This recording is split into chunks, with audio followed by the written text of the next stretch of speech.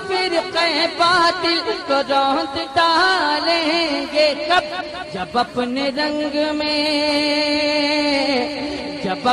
رنگ میں آئیں گے ہم رضا والے۔ مسلک اہل سنت والجماعت کو اس زمانے میں مسلک اعلی حضرت کہا جاتا ہے، اور مسلک اعلی حضرت کو عوام کی زبان میں بریلویت کہا جاتا ہے۔ دوسرے الفاظ پر اگر میں یہ کہہ دوں کہ امام اہل سنت والجماعت کسی سلسلے کے پیر نہیں ہیں، اللہ تبارک و تعالیٰ نے اور اس کے رسول جل وعلا صلی اللہ تبارک و تعالیٰ علیہ وسلم نے ان کو خدمت دین کا صلہ یہ عطا فرمایا ہے کہ ان کے نام سے اللہ تبارک و تعالیٰ کا اور رسول کا دین پہچانا جاتا ہے۔ تو مسلک اعلی حضرت کہو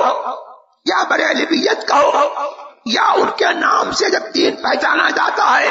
تو اس کو جو ہے رضویت کہو، تو اب جو ہے